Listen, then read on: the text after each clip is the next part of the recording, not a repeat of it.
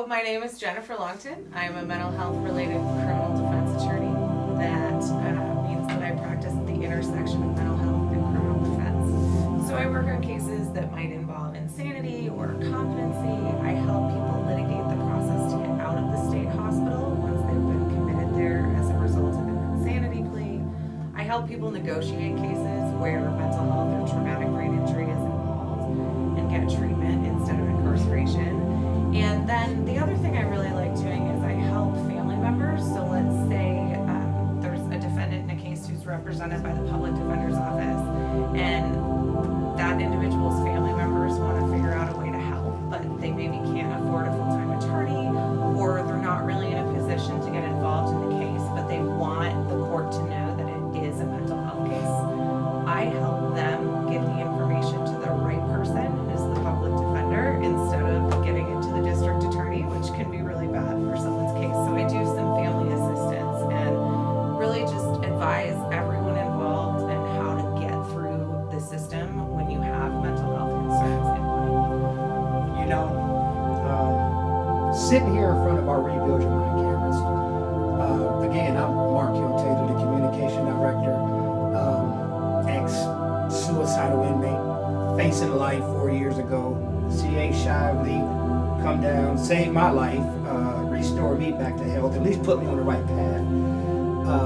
And I guess we kind of channeled this. I've only ran into 3 shepherds, legal shepherds in my life like I have, and we spoke about this. And you, Beth McCann, and David Crowder.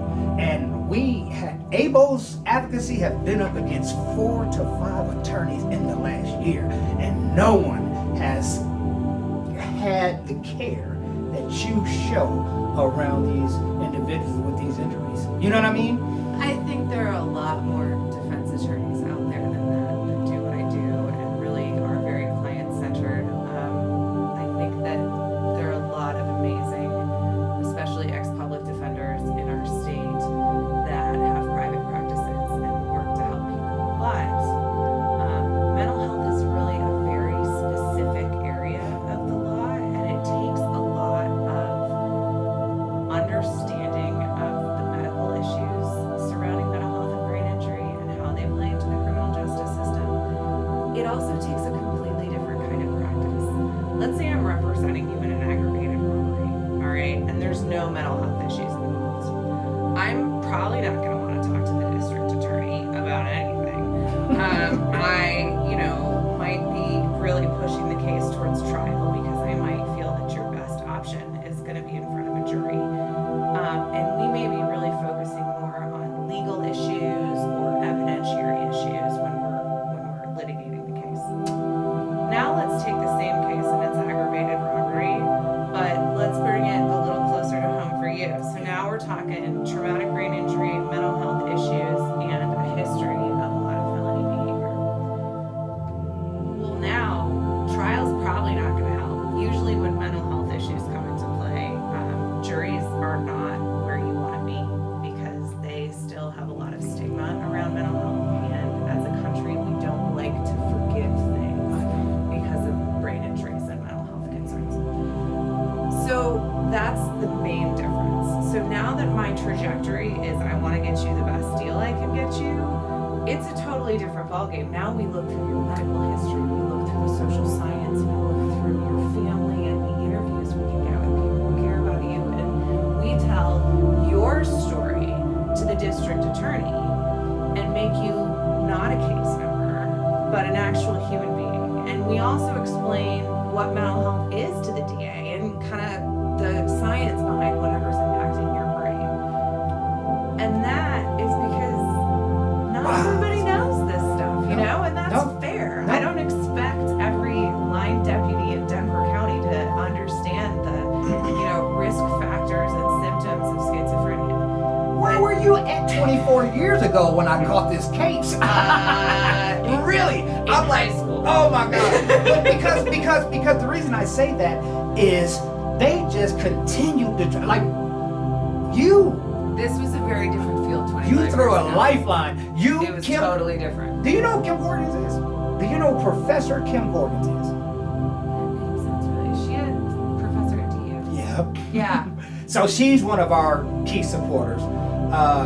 She is the doctor that was over the Brain Injury Alliance of Colorado that sent her doctors down there.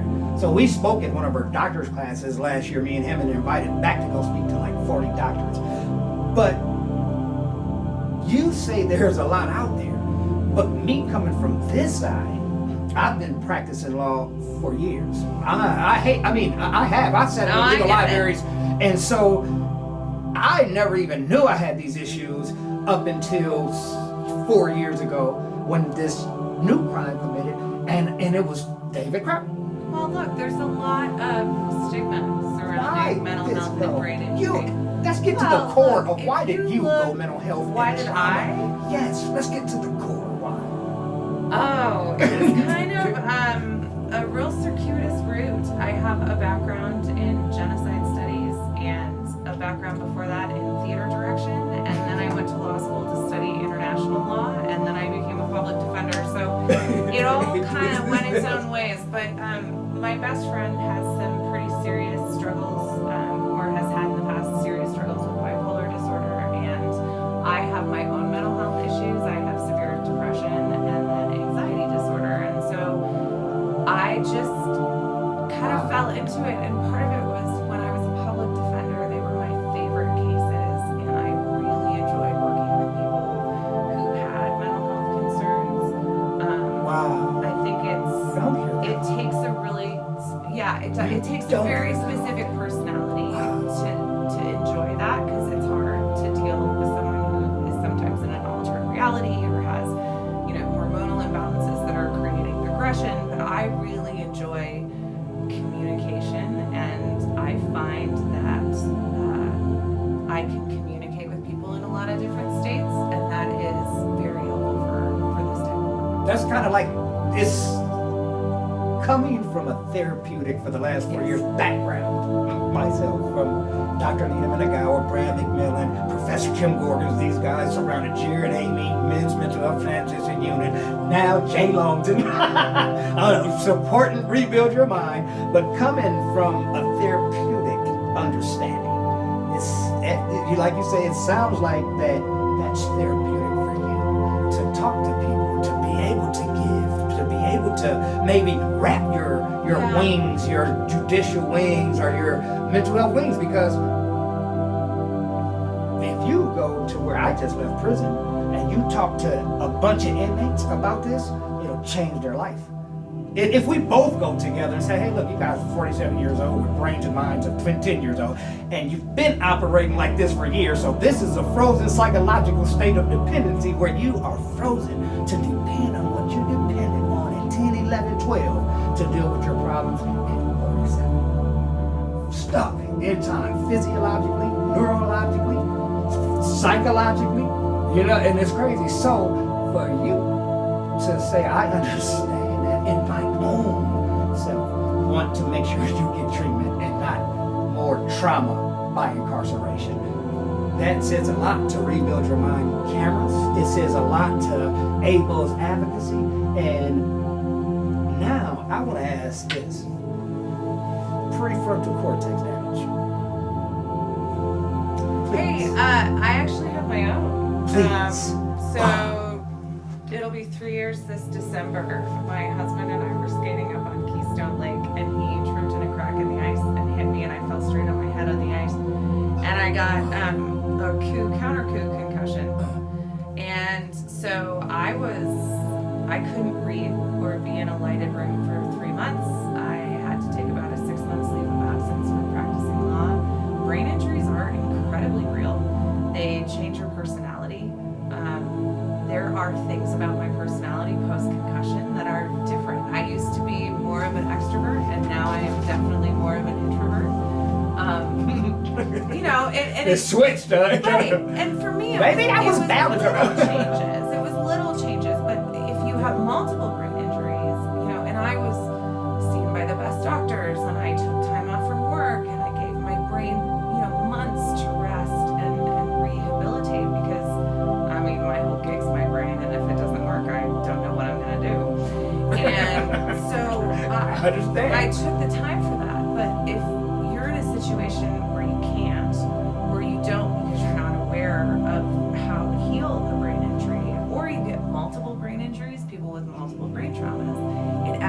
and up and up, and it can completely change your personality. It can make the most gentle person incredibly violent and angry all the time at the drop of a hat for no other reason than they have an injury to You their brain. described my way. That was me. That was so. I'm serious. You just described me pre-treatment.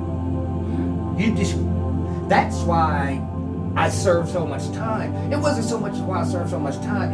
That's why I was so disordered, and they continued to treat me with the time. Like, for Christ's sake, I look at the courts now, and if I see somebody with 2 felonies, let's see if they messed up. That's how my mind is now. It takes away your a lot of brain injuries take away your executive functioning and Meaning your risk aversion. So your executive functioning is your ability to organize tasks, to organize your day, really understand how to explain a story in an organized time progression. I can notice someone has a brain injury a lot of times, even if they don't know it, if I ask them to tell me a story about their childhood and they jump all over the place because they don't have that executive functioning to be able to put a story together. Quit talking about my old self. Will you quit talking about my old It's so self? common. It's hard. I have a therapist every day. C.H. Ivy, my brother, every day I have someone that calls me, and then I have access to, but he's been my therapist for 12 years. Even when he was disordered, he was still treating me and didn't even know he was disordered. And that's one of the reasons he pledged ABO's advocacy and said, man, we need to put this Rebuild Your Mind out there. While I was going through it, he didn't even know. That's crazy. And then it hit him, boom, brain goes offline. And he was like, bro, I need help. But it's amazing when you can identify that I need help, when you see the people around you are finding it help. You know, and that's something that I know the public defender system in Colorado, because we are incredibly lucky in this state to have one of the best systems in the country, and they are still overworked and they're still underpaid, but it's so much worse other places, and they're really well trained. And one of the things that I learned as a PD was some tricks to try and tell if someone has an intellectual disability, has a brain injury, because a lot of times, especially with an intellectual disability, people just learn to hide that, right? Like they just say yes to everything because they don't want anyone to notice that they're maybe not following along, and they'll pretend that they understand, but then they really don't. And as a lawyer, it's so important to be like, wait, are you just telling me yes, or do you actually understand what I'm saying? And so a trick that a lot of attorneys use is I will do the storytelling thing, tell me a story about your childhood. The other one is to ask people to repeat things back to you in their own words, so you can see if they took the information you gave them, processed it, and can apply it to their own situation. Rebuild Your Mind, she continues to talk about myself, my old self, pre-treatment, because everything you're saying happened to me and to most of us, especially, and I hate to say this, especially when you're economically strapped and you have a public defender that has 80 caseloads. You know, I've had public defenders 175. Yes, David Crown. I had 100 at one time. You know, but you also have to talk about, so let's talk about it this way. I'm sitting in the room, I'm the lily white little girl who grew up in the burbs. I'm sitting here with 3 gentlemen of color, and I'm the one who got the brain injury falling on the ice up at Keystone, and you got a brain injury, I'm guessing, in a really different way than I did, right? And so the other thing that we really have to have in these conversations right now around trauma and injury, and especially you brought up child developmental injury, is the trauma of repeated racial injury as well. And the fact that as a marginalized group in society, whether it be racially, gender-wise, sexuality, that those traumas can add up as well. And they create a reaction in the brain that it actually physiologically can change the way the brain is structured. Just like child abuse in a young child can physically change the way the brain grows. And that makes a brain react differently than a brain that would have grown in a healthy manner.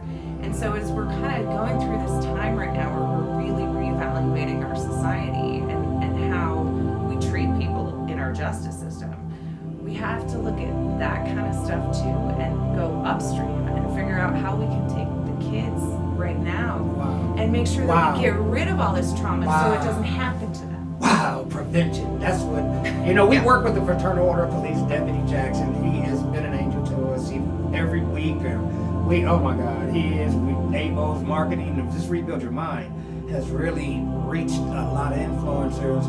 Only way I can say it happened is the universe wanted to see us decrease suicide, and to come from prison and come from that side to now being on the professional side and being able to shed light on these issues in the way that you just did. We sat with multiple sheriffs, of course, through this whole thing. And each one of them have said, I hate to say this, sheriffs of color is afraid when police get behind them.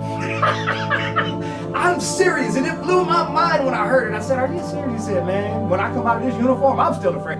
And it's like, to deal with that type of imprint, those are traumatic imprints that we live with for years and years and years. So when you talked about agitation and any little thing throws it off. So if I don't meditate, or if I'm back in my brain injury don't get focused on and treated, nothing is safe. I superimpose my disorders on everything around me. When my brain gets stuck in survival mode for 24 years, there is no growth. There's no room No, because you can't. I mean, it's back to Maslow's hierarchy of needs. If you don't have food and you don't have shelter, you can't take time to think about the great mysteries of the universe. And if you have a brain that is stuck in a fight or flight reaction because of childhood trauma, and it's just stuck on this circuit that it can't get out of, you're not going to have time to dream. You're not going to be able to plan. You're not going to say, gosh, I wonder if there's a God. Like, there's just not the space in your head for those kind of thoughts that are so important to being a human. And so you lose a lot of that, and getting the treatment and doing the meditation. And for me, I mean, medication is a big part. Meditation is a big part. And I walk every day, physical activity, sunshine. We're lucky in Colorado. We get a lot of sunshine. But really taking care of your mental health on a day-to-day basis. Because, look, if you go manic and wind up having some horrible incident where you hurt someone, our society, as much as I want to tell you that we have insanity pleas and that we excuse people's criminal behavior because of mental health, we really don't. I mean, it's an uphill battle the whole way. 1%. And so you have to really constantly take care of yourself to make sure you don't get to that point. Let me ask you this. Let's say the word sheds light on you, the way you go at law, the way you know treatment, brain injuries, right? Let's say Rebuild Your Mind and ABO's Advocacy shed light on that, and it goes to where people will hear your voice. What would you want the judges, every attorney?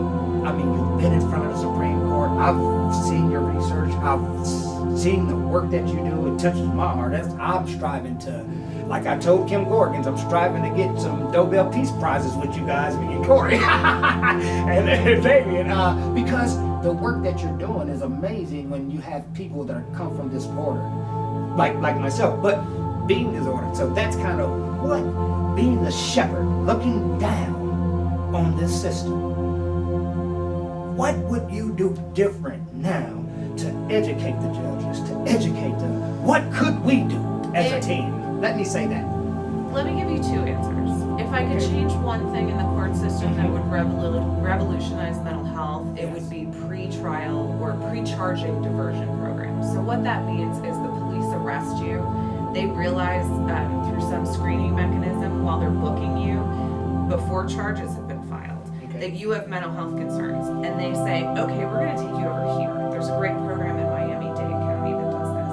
They don't charge you. You agree to do mental health treatment for, say, 2 months. And then the case never gets filed. So not only do you wind up not as a part in the criminal justice hamster wheel, but you also don't get that charge on your record that can prevent you from having certain background check issues or going forward with some housing options. And it really would separate the mental which is really what we all want to do. I mean, it's a different thing, right? And then what I would say to judges and DAs and defense attorneys too is mental health is real. And I agree with what you said before. Someone has more than 2 prior felonies, man, start opening up their childhood because some horrible things happen to them somewhere, and there's something that's broken. Because it is very rare that people choose what you would call like a life of crime, right? If there's not, who wants to right, live there's in prison? always some other reason. Who wants to feel Right. to work? You know, when I look back now, because I say this, no one is safe until everyone is safe. Until we feel safe physiologically, like I say, internally, and until we can get the community, the greatest threat to this trauma is social support.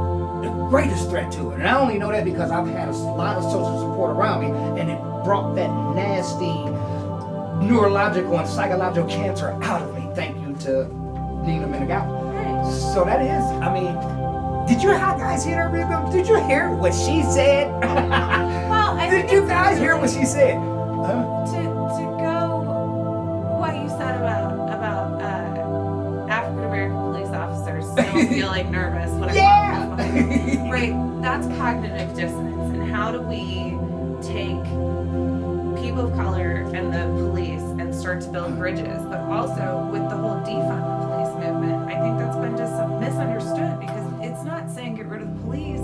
It's saying, okay, we need a police house here and a firehouse here and a social worker's house here. And there needs to be co-responders in every police department. There need to be diversion programs, because our cops are being crisis mental health workers right That's now, what and they they are. are not They trained are. for They it, are. and they didn't sign High up for it. suicide rate right now amongst them. Yeah. High suicide. Every Yeah. 12 minutes, someone suffers in silence and commits suicide. I hate to say that I was close to it. Like I said, I thank God for the shepherds and the universe around me. But we rebuild your mind. We want everybody to be safe. We want to, you know. Our state has a serious suicide problem. Oh my God, high suicide rate. Especially crisis. among kids. We're in crisis right now. Oh yeah, these kids are.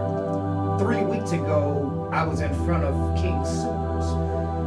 A month before that, 6 kids within the circle. Oh my God, if we don't do something. There if we was don't- a 2-month period last year where I think it was about 5 or 6 high school students in the metro area committed suicide. Oh my goodness. It was awful. So this childhood prevention. So getting back to you, because this is about you, your methods, your strategies, how you make, how you create a safe environment with the individuals that you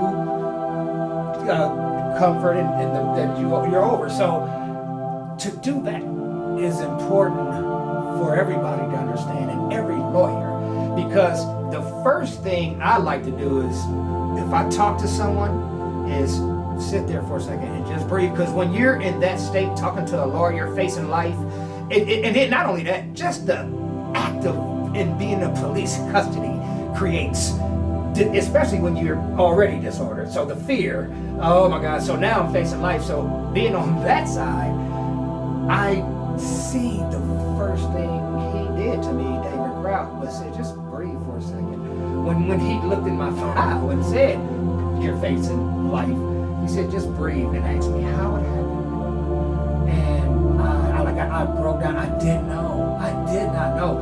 And I kept telling him years prior, when I first came home, C.A. Shively is the one brought me home in 2012, and he's been with me ever since. Like, everybody else was just looking at me as, oh man, he outlined him. Why you keep holding? You know what I mean? Just looking at, they weren't looking at me in a disordered way. They were looking at me as, oh, he's the communication director. He's highly educated. He got everything himself together, but he had to deal with the brain injury. You can ask. He did, and it was like dealing with a child. He would talk to me like I was. So when you were explaining the individuals earlier, you really are talking, and this is why Rebuild Your Mind is here, because we want to rebuild the mind of, course, this is true. We want to rebuild the mind of these individuals. We want to inspire other inmates to become advocates, mental health advocates. Do this as a team, really. We want to create a whole industry and transform people over to those careers because we need them. Get them at young ages. Start teaching them things because their minds are sponges. And so what you said about the prevention, trauma-informed, trauma-conscious, and trauma-responsive. This is what Rebuild Your Mind believes in. Being trauma-informed means education about the trauma, identifying, being able to identify. And being trauma-conscious is being able to understand the levels of threats, being able to attack the trauma. Being trauma-responsive is attacking the trauma. What do? Because you attack it at the core when the individual is at their most. You attack it when we're facing life sentences. I mean, that's amazing. You asked how I do that, and I think that the most important thing that anyone working with individuals who have been charged with a crime can understand is that it takes away your personal autonomy and decision making in such a dramatic way to be charged with a crime, especially to be put in jail or even just put on pretrial release. Like, it really takes away your choices. So my first thing is to sit down and explain the choices. There are a few choices in a criminal defense case that an attorney can't make, that the client has to make. One of them is whether or not to testify, whether or not to plead guilty. I go straight to those choices and I'm like, look, you are in charge here, 100%. And I know that you feel like all your decision making has been taken away from you. And what we're here to do is explain everything to you so you feel empowered to make the choices you need to make. So that's thing number one. Number two, just from an attorney perspective, that's attorney black suit, unless I have a very particular reason. I have a theater background, so I understand about setting and I understand about costume and how that can impact a relationship, right? Like if I'm sitting here and I'm talking to you in a black, really angular suit with 6-inch stiletto heels and my hair back in a bun and a law degree hanging over my back and like all these big scary books on the table, that's not gonna make us have a really good, first meeting. If I walk in and I'm like, hey, do you want some tea? And I'm wearing like jeans and a nice blouse and some flats, and I'm like, hey, you can sit on the couch or you can sit at my table. It creates a much different atmosphere because I'm asking my clients to tell me some super personal stuff without knowing me that well. Building that's a relationship. And we have to build a connection so quickly. I had an amazing attorney at a training once. She called it sitting and rocking with your client, like the old school Southern idea of sitting on the front porch. And you gotta sit and rock and learn the stories and then learn how to communicate. You hear that? Rebuild your mind? But Did you one hear thing, that? this is the fun new thing, is in about a week I get a puppy, and I'm raising him as a therapy emotional support dog.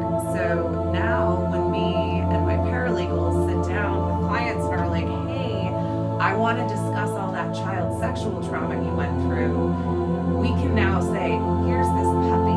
Why don't you hold this puppy while you tell me about all this horrible stuff? I mean, we try and do everything we can to make people comfortable because this is horrible stuff to open up about. That's you're creating a safe place. Yes. That's what happened to us. So this is crazy that now, like I said, ABO's advocacy, ex-inmates now are questioning attorneys, reaching across the aisle, building bridges so that we can work collectively and reach a much broader, because it is in crisis. And if everybody don't get involved, I'm talking about inmates, I'm talking about DOC, if these organizations and individuals don't start taking this serious. You know who's the most important people to get involved in? The people who have absolutely no ties with the criminal justice system Here it is. whatsoever. The Here it is. people who are at King Soopers and Wow. maybe have a friend who has some depression but don't really have a tie to it, and maybe know someone who went to prison at some point in their life but don't really have a tie to it. Because those are the people that really change things politically once they get involved. Once the middle of America that kind of stays out of stuff tends to get started to talk about an issue, that's when it swings. And so look, the judges know, the head of Department of Corrections right now. It's a guy who was brought in specifically to deal with this kind of stuff. There are conversations happening at the legislature around mental health every single day, at least in our state. I can't say anything about the national government right now, but it is very much on the front of everyone's minds. But until criminal justice reform becomes something that people talk about at their dinner table when their mom's not a public defender, it's not going to have the impact that we all want. You're not going to see the groundswell to get rid of most prisons. You're not going to see the dramatic urge to legislate the closing of jails because we've come up with other programs that work instead. We need to get those people involved, not just the people in the justice system. Wow, viewers, you hear that, viewers? I mean, because you're talking, we're talking like it almost. I feel I'm sitting here with a legal genius. No, I'm serious. Hey, when you talk, it's something different about you. It's something different. And I say that because your passion, your heart, your openness. I'm serious. You're very, very open. You ain't shut. You telling it like it is on these cameras. I'm serious. And to not be afraid to talk. This is amazing. So you're changing lives. You're changing my life. We haven't. Yeah, but look, it's way easier for me. I run my own company, so I don't have a boss that's going to get upset with what I say. I work in an industry that I am very passionate about, so I'm outspoken about what I believe in because it's a part of my job and it's important.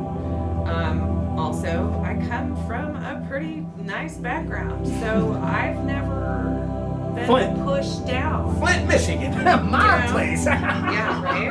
Other half of the family's from Kankakee, Illinois, so. Oh, my. Whoa, it's just right down the road. It's just right down the road. But just. That's that rough and rugged. It's always been easy for me to speak out because I haven't been penalized for it.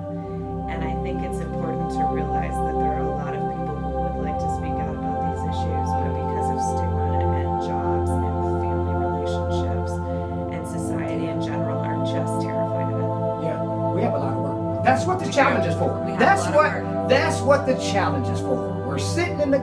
If we didn't know, who else don't know? Like you said, if we didn't know we suffer from these issues, who else out there don't know that they have the issues and still every day just drink and they think, people think the drinking and the alcoholism and the drugging and the sexing and this is the problem. No, they're all symptoms. And from my side, became my solution in the moment. Well, yeah. So to take that away from me was almost breaking me away from the tree of negative life that kept me living in my trauma and surviving in the mode that I was in. Come on, Mitch. So do I get to challenge people now? Oh my God, you get this challenge. Now wait, first and foremost, before we go into this challenge, this is truly a blessing for myself and CHIV. And I'm gonna tell you what, he said one day, we were sitting on the couch, I'm gonna tell her the story. He said, look up mental health attorney, right? Listen to this story, rebuild your mind. He said, look up mental health attorney. Now, I've already had David Kraut as a mental health attorney. I told him, bro, there's no such thing as a mental health attorney, right? I said, there are attorneys. You hear what she said? There is now. You hear what she said? Say it again. There wasn't. I mean, there are some attorneys in town who are phenomenal mental health attorneys. But they're just general criminal defense attorneys who have a lot of experience doing mental health work. Are you a psychologist? No. I have met a couple lawyers who have a double degree in You psychology, are. and I You have are. attempted. You are. But I think it's a growing field. It's a growing awareness, and just for everybody out there, I'm also going to plug my book because I think that it's Where is it? really Give me- important. Yeah, it's right behind you. So this Give is me- the second one. Yes. This one's criminal law. We have a shorter one that's mental health criminal defense that just talks mostly from a Colorado perspective Yes. around just things that relate to mental health in a criminal case. This talks about stuff like, I just opened a page to plea agreements, what a plea agreement is, or don't bring your marijuana to court. Where to sit in the courtroom so you don't feel like an idiot. And then in the back, there are some really lovely word searches around criminal defense terms so you can learn them in a fun way while you're sitting waiting for court. There's also tons of spaces to write. So the idea behind this is that I wanted to give people who are walking through the system alone or with a public defender that maybe doesn't have all that much time to hold their hand, the layperson, completely jargon-free understanding of what the heck is going on. And that's what this book is. And my staff and I wrote it together, and we're so proud of it. It's available on Amazon on the 21st of August. How much? I think this one's 20 and our other one is 10. Oh, wow. I should really know that, shouldn't I? Yes. Yes. Because But yeah, they're going to find it on the they're rebuildyourmind.org They're site. for order on Amazon. There's a Kindle downloadable version, and we just hope that it helps people because it sucks to not know what's going on. And sometimes when I walk into a courtroom in a jurisdiction that I don't normally appear in, and I don't know the clerks and I don't know the judges, I feel really out of place. And I'm a lawyer, and I've been doing this for a long time. Wow. So if you've never been in a courtroom and all of a sudden you're a defendant in a case, this will help. And wait, you're talking. I know. Yeah, wait, right? wait, Like, you're this will talking. help. Because it just helps to know like who you can talk to and who you cannot talk to, and like what you should say when you stand up in front of the judge in a courtroom, and what does an arraignment mean? It's this special word. All it means is entering your plea. That's all it means. Wow. But yeah, This is so amazing. I really recommend people looking out for that. We because it's recommend people to look at it I as a think team. it'll help, and you can always find them on my website too. We also have a YouTube channel that has a bunch of this information on it. We've filmed a ton of videos a while ago on what to do when you get stopped by cops in your car, what your choices are on a DUI, what mental health criminal defense is, what bond is, what's a bonds person, what do they do? Wow. So that information Lay is on our persons, website. At jlongtonlaw.com. It is, and I looked, and We're all about teaching people. We want to demystify this system. Wow. Like, this is your life. You should be in control of it. That's what- My special piece of paper from University of Denver should not allow me to take control of your life. It just really is a fancy interpreter's certificate. Like, I'm just here Fancy to interpret the justice system for my clients and to guide them or shepherd them through. That's a good word. You're you right. are a shepherd. You are. That's why Rebuild Your Mind is sitting here right now with Jay Longton, the shepherd in the legal field. You're a shepherd in criminal justice. You're creating a pathway for other attorneys. If you could say anything to an intern, if you could say anything to an intern in law, Law students. law students Compassion, right now, compassion, what would you compassion, teach them? Compassion. Start looking up compassion exercises. It's a muscle. You have to build it. Wow. But if you have compassion for people and you start there, then every door opens to what you need to do. Wow. So this is the time where you can do your challenge. Okay. She's already, but before we go there, you've already spoken about your own mental health issues. Yeah. We would like you to kind of give the viewers what they were and how you dealt with them in a healthy or unhealthy way, and how you deal with them now. And then you can challenge your three people, whoever you want. I challenge Ellen DeGeneres. I challenge Whoopi Goldberg and Chauncey Billups. But you can challenge whoever you want to challenge. Okay. I have dealt with my mental health in a myriad of healthy and unhealthy ways. I got diagnosed with major depressive disorder about 3 years ago, and anxiety around the same time. I had them for a long time, but some hormonal things with having babies definitely took them from being a side hustle in my brain screen to Wow. be kind of the main event. Wow. And so Wow. I see a therapist every other week. I take medication, but for a while, I definitely enjoyed more alcohol than one should. I got to the point where doing what I do for a living, I had seen the way that can really destroy people's lives, and so I made the decision actually a year ago yesterday to stop drinking. Wow. So that was the healthiest thing that That's I did. amazing. And I think that I eat really healthy. That's another big thing for me. Walking, sunshine, like I said, it's just a constant maintenance. It's taking time for yourself too. I've got 2 kids and a husband that I love and tons of family in town, but sometimes I just need to sit down and read a book by a lake by myself. Wow. And so, especially for the moms, or I shouldn't be gender specific, for the parents out there, it is really important to realize that parenting and raising little humans is hard, and we need to take some time. And for the parents who are still raising children who have psychiatric or other mental health or developmental conditions, who are in their 30s and their parents are still taking care of mostly full time, that takes a lot of work too, and that is another thing where you need help. And so I just think finding that help. Yeah, I Right? told you you're different. Get the help. I and told. embrace it. I said at the beginning of this interview, when we first met, I said to him, to our videographer, I said, we're gonna get down to the bottom of this and prove that you were. Remember this? I said, we're I'm gonna on the prove. board of NAMI. I talk about my mental health. You hear this? But remember we talked about this. We said we're gonna prove why you are the shepherd, and this whole interview it proved it.